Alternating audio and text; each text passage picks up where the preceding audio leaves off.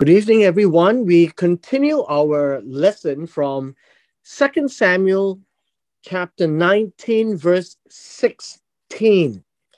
Now, what happened is that we find in the previous verses that Judah has now come to the the Jordan to receive David. And there are two groups of people you need to bear in mind. There are two groups of people. The first group are the tribes of Israel, which would be the northern and the 10 tribes, right? And then the second one would be Judah. Now, we could call it 10 or 11, but we'll use 10 for now because it includes Benjamin in that. And Judah is a standalone because they are the ones who are related to David. And David had wrote them a letter and asked them to come and say, why are you not receiving me?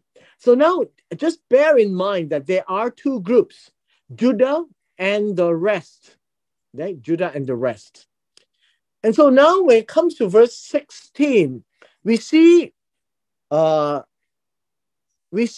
person, the person that we have read earlier by name of Shimei. In verse 16, Shimei, the son of Gera, the Benjamite who was in Bahurim, he was the one who was scolding David, throwing earth at David and his troops. He hurried down with the men of Judah to meet King David. He's a Benjamite. And so Shimei is the one now in the narrative that we're talking about. And I want us to pay attention that when it was in the previous chapters, David was very patient. He saw this as God allowing Shimei to scold him, where Joab and the rest are not happy with that kind of a behavior. And yet, David was very humble and he allowed him to talk bad about him along the way and scolded him. Now that David is coming home on the eastern shore of the Jordan, Shimei quickly came down with the men of Judah. Verse 17, and there were 1,000 men of Benjamin with him. That these were the ones who is coming to meet up with David. So you need to understand this is the Benjamites. And so eventually we have Judah and Benjamin here. So, and Ziva, the servant of the house of Saul, he was taking care of Mephibosheth, the son of Saul who was lame. And this is Ziva, 15 sons, 20 servants, and they all rushed down to the Jordan to the face of the king, to the front, facing the king, right? To the face of the king. Verse 18.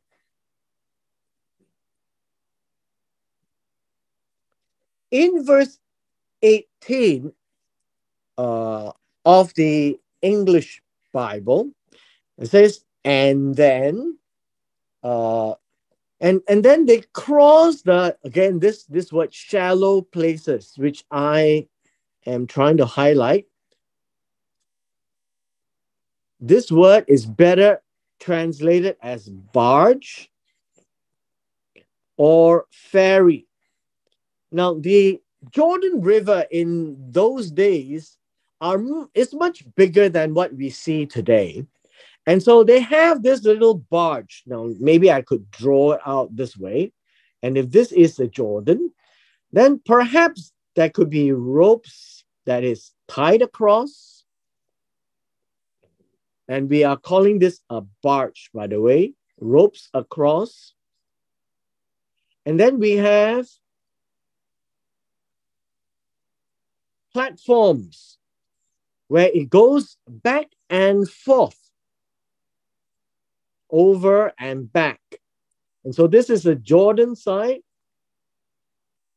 and this is Judah. Now, one of the things that we need to be aware of is that do not think of a ferry as our modern day ferry where you fetch the cars and the goods along.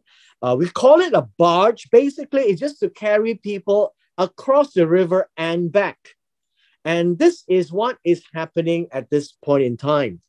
To bring the king's household and do what was right in his sight. And this word good is to make good in his eyes. What would be good in the eyes of David is to bring him back to the city of David. And so these are the men who are joining the people, the men of Judah.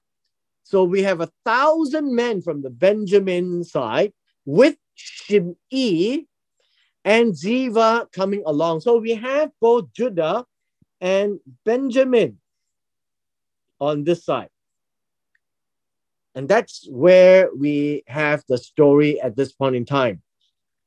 Shimei, the son of Gera, fell down before the king as he was about to cross the Jordan. Now, this word fell down. Although we say fell down, this word literally means fall before the king. And it would be literally fall onto the ground. And we read about his recollection of what he did when he was at Bahurim.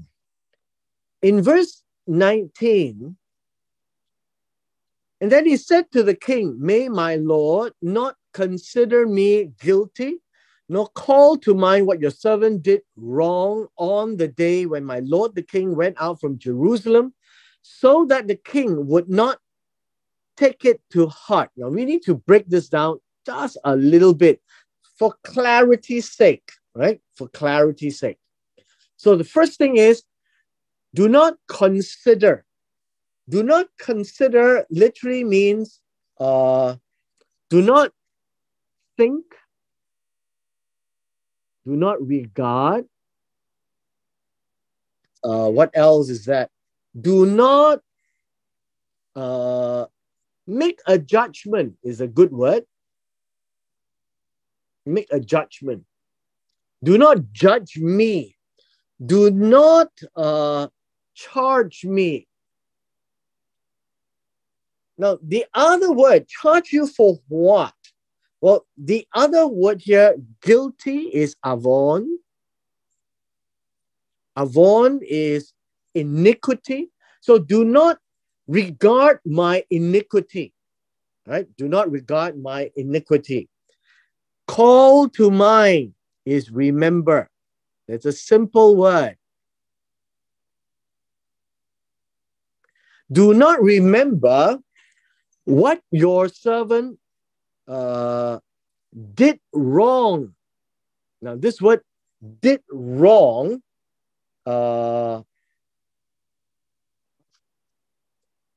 literally means, I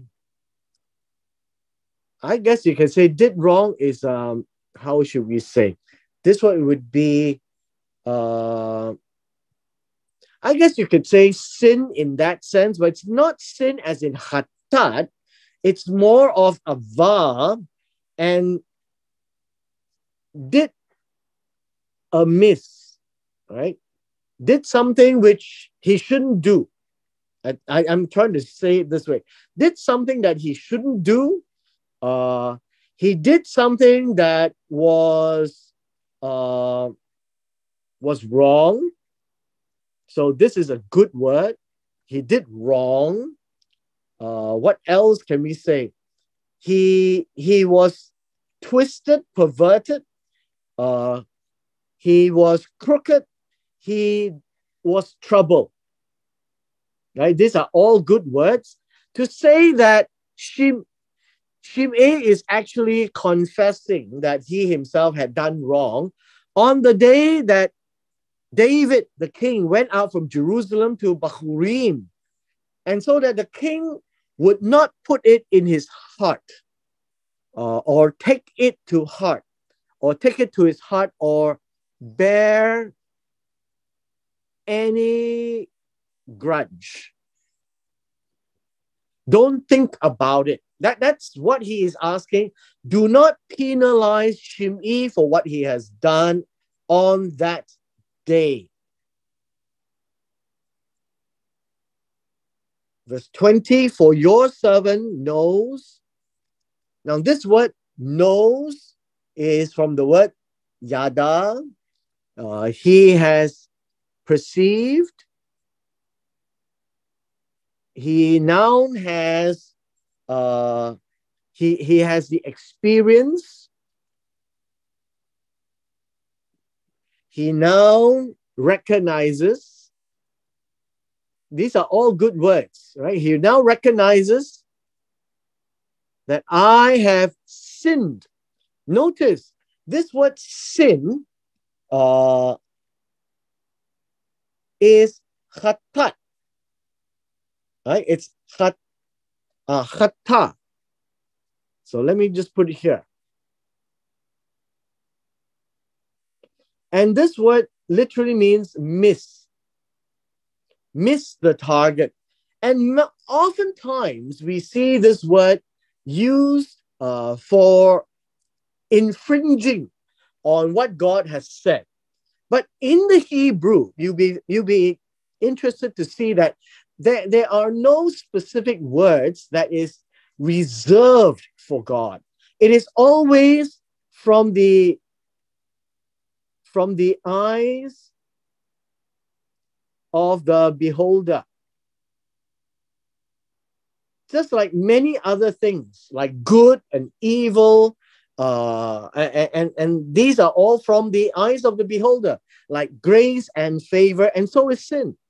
And so it says, I, Shimei, have sinned. And this is sin against David, not God. So behold, I have come today, first of all the house of Joseph, to go down to meet my Lord the King.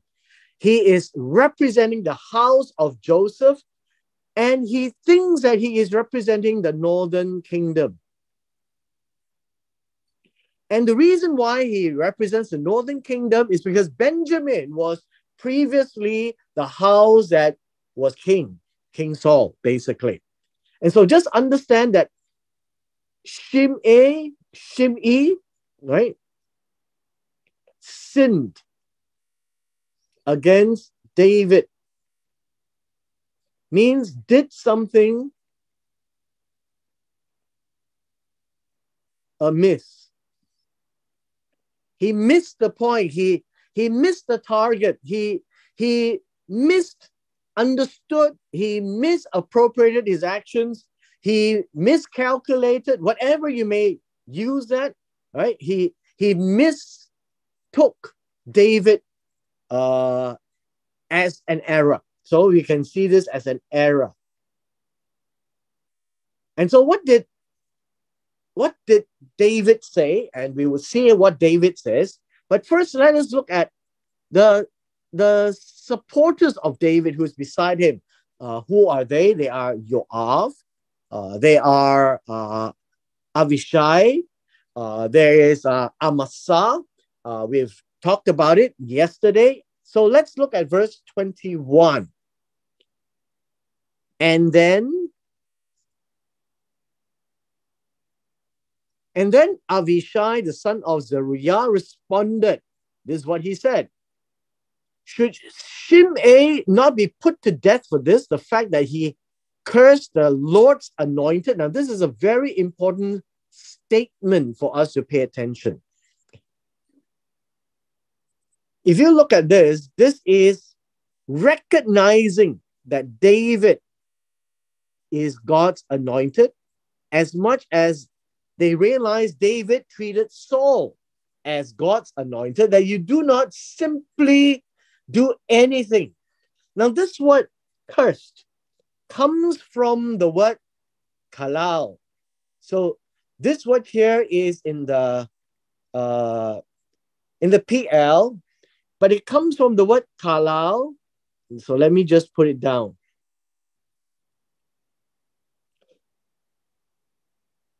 Kalal, it actually means to discipline. I guess you can say that. It is not the typical word of curse. So this is about curse with the intent of discipline, which is scolding, which is, how should we say, which is, I guess you could also see this as somewhat of judging. So this idea of curse is not your typical curse. It's a little bit more of the mocking, the disciplining, scolding, is to tell David that he has done wrong, in that sense of the word, not in the sense of cursing him in the typical sense of bad things will happen to somebody. Now in verse 22, we have after what Avishai said. So we have here, and then David said, "What is it between you and me, you sons of Zeruiah?" This word here literally means he is, I guess you can say that David is a bit cheesed off. He's a bit disappointed. He says, "What is this between you and me, that you should be an adversary to me today?" Now, this word adversary means Satan. It says, "You should be a Satan to me today, one who stands against." Right? You can say one who stands against, as an opponent. Why are you opposing me? So this word adversary comes from the word Satan. And David is saying, why are you being a Satan? Why are you being a Satan to me today? Why are you obstructing me? Why are you standing against me? Why are you causing trouble to me? Should anyone be put to death in Israel today, shall any man be put to death today in Israel? And says, "For do I not know that I am king over Israel today?" And so this word here literally means I am king over Israel today. He is still king. And remember what I said about king. In the Hebrew context, the king is also Elohim. He has the power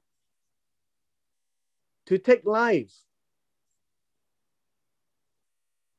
And David said, "Yes, I am king, I know, but nobody is dying today." And so in verse 23, so, and then the king said to Shimei, he says, "You shall not die." The king also swore to him. What does it mean, the king swore to him? The idea is caused to take an oath. This is an oath. And it makes it very serious. And it means that it will never happen. And it will have consequences. The consequence will be it will be upon David if he breaks it. All right. And so it says here that nobody is to die. It says nobody is to die. You shall not die. Not for this purpose, right? Should anyone be put to death in Israel today? And today means now, as I'm here. And the answer is no, you shall not die, right? This is a no. Now we look at verse 24. Verse 24 reads this way. And Mephibosheth, the grandson of Saul, came down to meet the king, but he had neither tended to his feet nor trimmed his mustache. The idea of a mustache here would be the hair on the upper lip, right? The hair on the upper lip. Neither did he wash his clothes since the day David departed until the day he came home in peace, in shalom. So basically, we see Mephibosheth is in a state of mourning.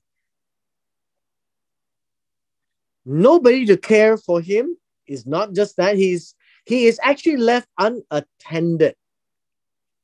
In verse 25, it says, and then it was that when he came from Jerusalem to meet the king, that the king said to him, why did you not go with me, Mephibosheth?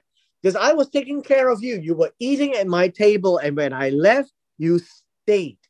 And so this was a legitimate question asked of Mephibosheth. Verse 26. And then Mephibosheth said, my lord, the king, my servant betrayed me. This idea here is this word here, betray, literally means deceived. Deceived me. For your servant said, I will saddle the donkey for myself so that I may ride on it and go with the king, since your servant cannot walk. And then verse 27 tells us this. This is Mephibosheth recounting what happened. He says, furthermore, he has slandered. The word slander literally means to tell tales, right? Tell tales. And in so doing, probably negative tales. Your servant to my lord the king. But my lord the king is like the angel of God. Therefore, do what is good in your sight. Now, this is very interesting when Mephibosheth puts it this way. He says, it is all about my servant, right? My servant. And he didn't let me go, and he told tales about me. But now that he has returned, my lord the king is like an angel of God.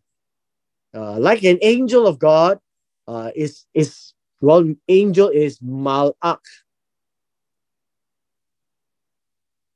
Typical translated as messenger. You are somebody with power on behalf of God. So do what is good or tov in your eyes.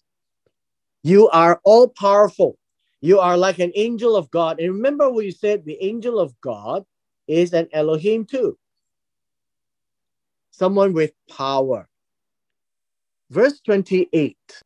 It says, "For all my father's household was the only people worthy of death to my lord the king.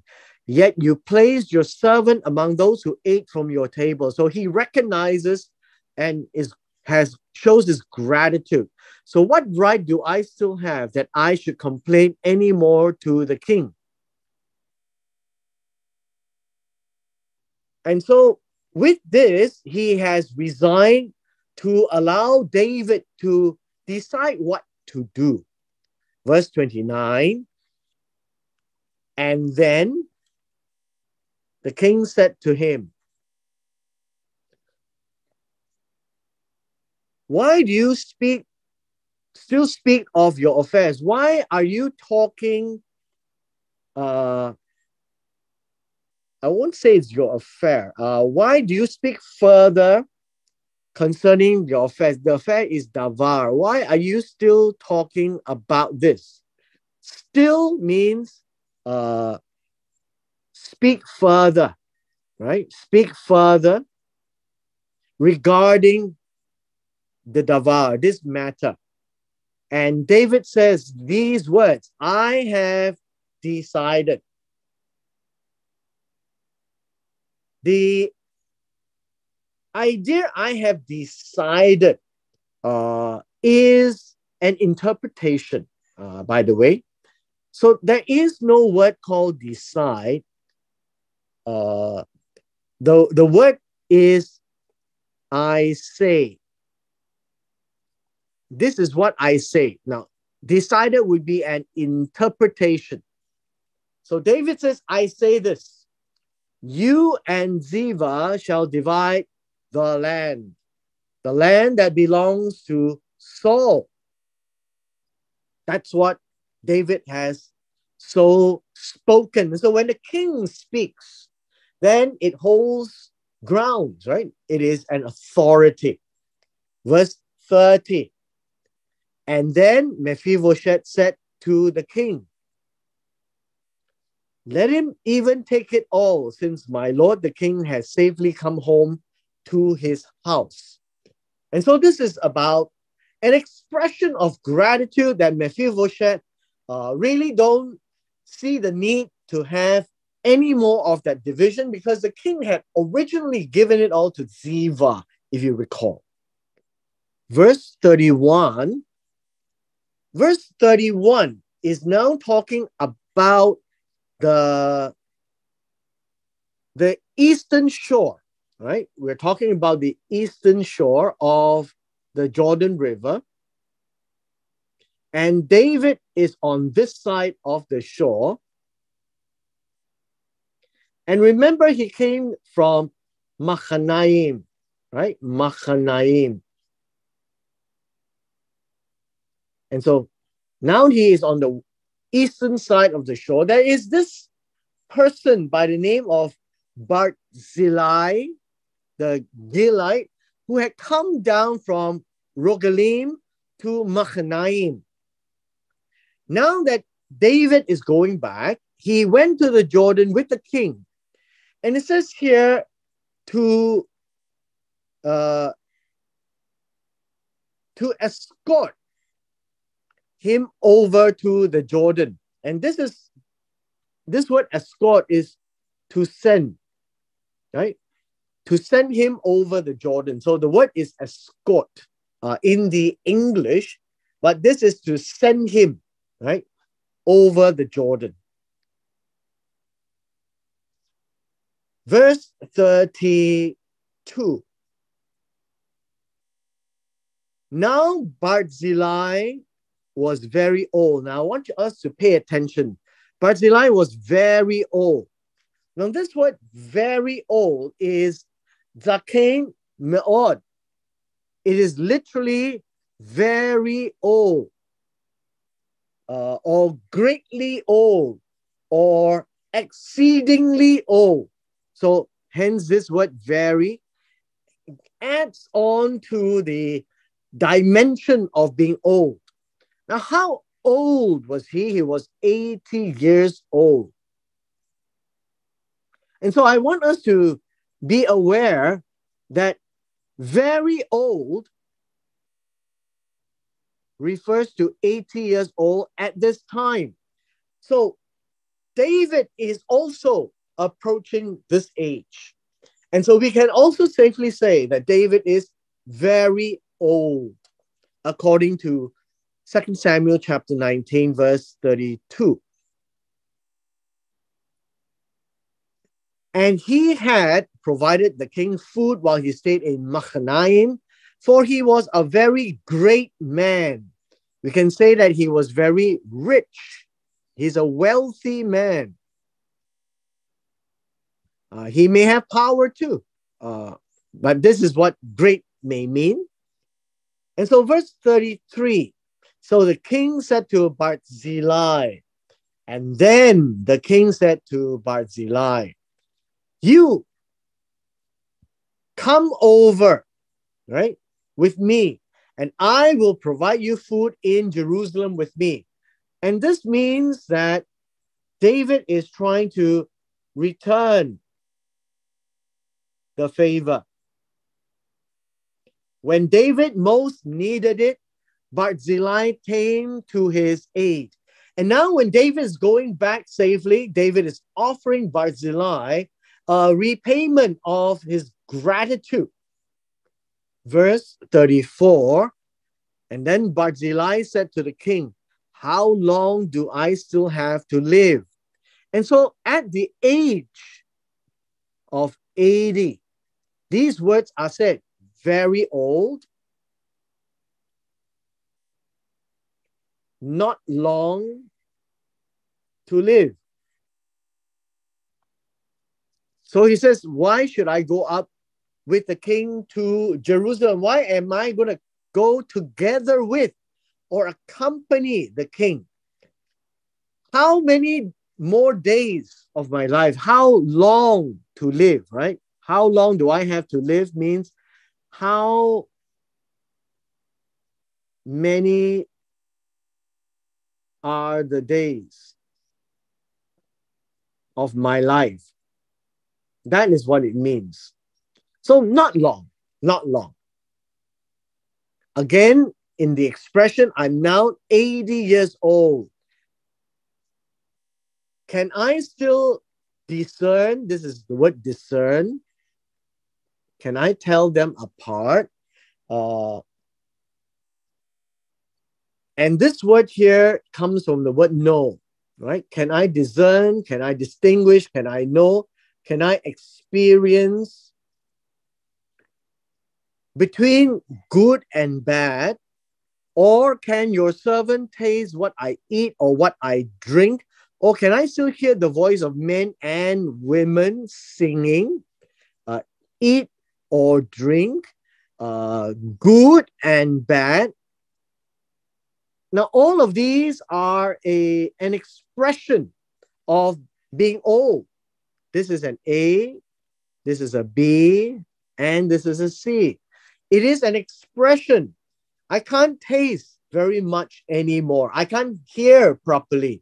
I can't tell what is good for me and what is bad for me. I am at that age where I really can't tell. And this is an expression of what is being very old is all about. Verse 36, your servant would merely cross over the Jordan with the king. Now, what does this mean? It says a short way. Well, I guess we can say that it will be the Jordan. He will go a little more way to the Jordan. I think would be a better way of explaining it. I will go past the Jordan with the king, but otherwise, that's it. I'm not going all the way. So this would be a short way.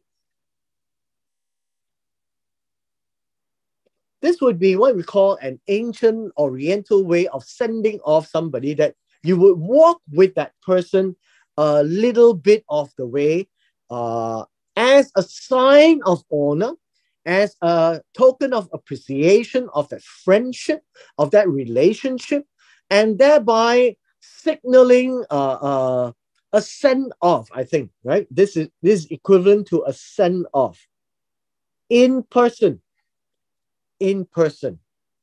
So he says, "Why should the king compensate me with such a reward? Don't need to do that. I do not want to be a burden to the king. So let us not talk about that anymore."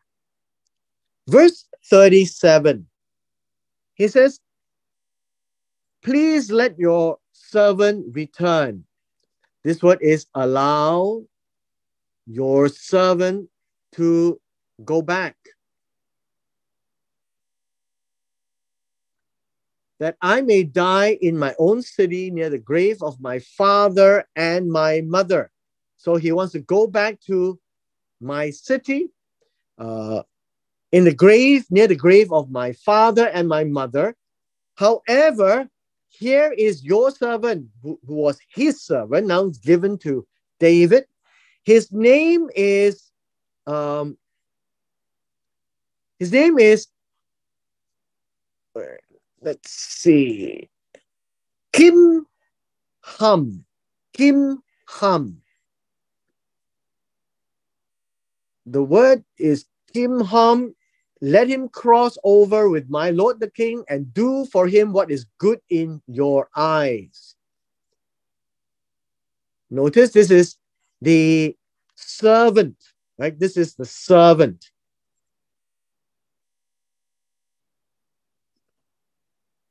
The Hebrew has gone off a little bit. The word Kimham is actually right here. So just ignore the Hebrew verses for now. Verse 38. And then the king answered, Kimham shall cross over with me, and I will do for him what is good in your sight. And whatever you require of me, I will do for you. It says here that I will do it with good in your sight, because it will be for you, for your eyes. And what this for Barzillai, and whatever you request of me, I will do for you. So just ask. This is an incredible carte blanche that's given to Barzillai because of the gratitude of taking care of David while he was in Mahanaim. Verse 39. And then, well, we have this word, and then in front.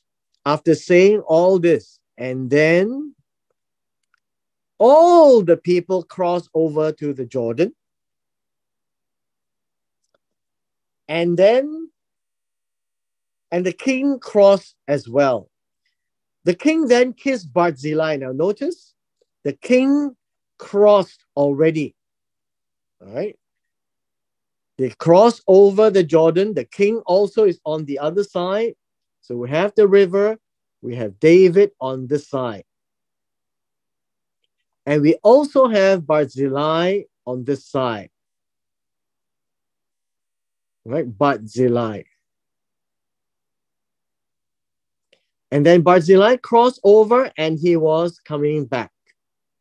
And David would then continue his way to Jerusalem. And so the king kissed Barzillai and blessed him, and he returned to his place. And so Barzillai went home. Verse 40. And then, there is another and then. After that episode with Barzillai, right? And then the king went on to Gilgal, and Kimham went on with him. And all the people of Judah and also half the people of Israel accompanied the king. Now, this is interesting. Even half, this word would be something in the middle, right? This is the middle of the people of Israel. Now, this is an important indicator because this is not, so half the people is not all the tribes, right? It's not all the tribes, or not all the people. Only half the people that went to the Jordan, right? So it's only half the people. So now we're talking about the next narrative from verse 40 to 43. Something happens. Now in verse 41 to 43 is what we need to pay attention to. In verse 41, it says, "Look, all the men of Israel came to the king and said to the king," these are the leaders of Israel, and they have some grievances, right? Some grievances. Why are there grievances? So let's look at it. Why have our brothers, the men of Judah, abducted you? The word abducted you is to steal you. And then brought the king and his household and all of David's men with him over the Jordan. Now, why was this an issue? You need to understand. The first group of people that agreed was Israel. Then David had to call on Judah. And then Judah went ahead of Israel. That is the problem right now. That they are accusing Judah to steal the king from them. They were the first ones to say, yes, we will make you king. But they didn't come. Verse 42. And then all the men of Judah answered the men of Israel. Now notice this is the men, these are the leaders, right? The leaders of the tribe. Then they are arguing amongst themselves. The argument is this: because the king is a close relative to us, the king is from Judah. Why then are you angry about this matter? Have we eaten at all at the king's expense, or has he been taken from us? Now, this word here, I think we can understand how to explain this. Has been taken from us is, or has anything been caused to be brought to us? That would be a better way of translating this. This would mean that there would be gifts given to Judah for this matter. Did we do all these things? And that's what they're trying to say. Have we eaten of the king? Right? Have we eaten of the king? This word, of the king? Or has anything been brought to us as gifts? I want you all to see that this is a very important argument, that the men of Judah is saying, yes, David is a close relative of Judah, but there is nothing more than that. There was no reward, no award, no enticement, no nothing. Our last verse is verse 43. Verse 43 tells us this. And then after Judah had said those words, and then The men of Israel answered the men of Judah. Remember, these are leaders. And then they said, you know what? We have 10 parts in the king. What do you mean 10 parts? Out of 12 tribes, Israel has 10 and Judah has 2. So this is the 10 parts.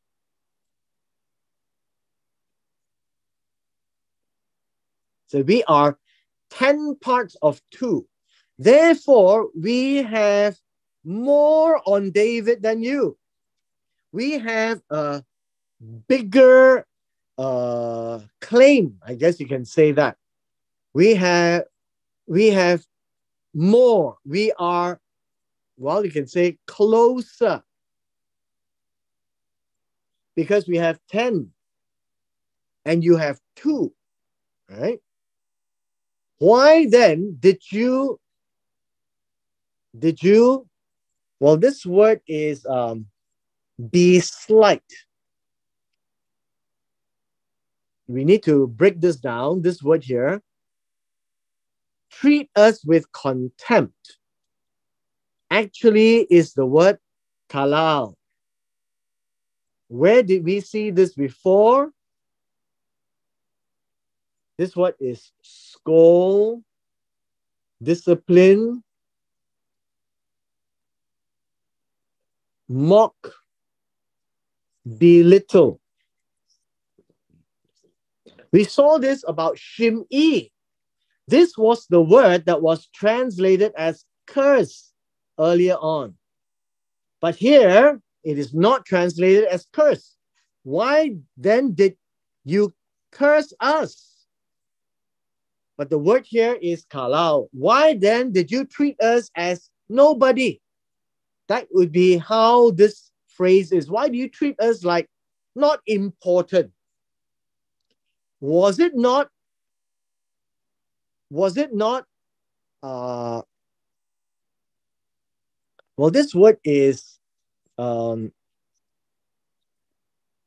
not our, this word is my, right? My word. This is davar. That my word came first, right? Came first to, this word bring back, to return our king. Yet the words of the men of Judah were harsher than the words of the men of Israel. Now, I think we would say that we need to understand one last point here, which would be this word, harsher. The words of Judah was more severe, or what we say, more, I would say more correct. More correct. Because Judah, the men of Judah, considered the king as a close relative. And for the men of Israel, considered that they have 10 parts in the king and therefore more important. This last phrase here, yet the words of the men of Judah were more correct than the words of the men of Israel. It is a commentary. It was written in as a judgment on what has happened, right? On what has happened. So whatever was said between the men of Judah and the men of Israel is now left for us to assess.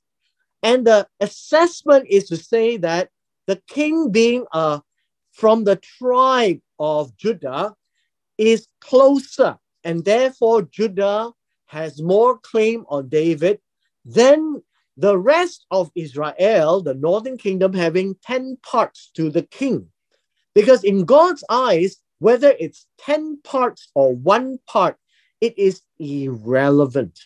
And so in the eyes of God, it's always the descent, right? The son of Judah, the son of David, and the son of would be more important than he had more claim or more stake on the king, that he has more land, more gold, more people. None of those would matter in the eyes of God, as opposed to the bloodline. I would say, you could say that, the bloodline. And so in the eyes of God, the bloodline is the more correct view of the relationship with David than the number of tribes in the nation. And with this, we come to the end of our chapter 19 today.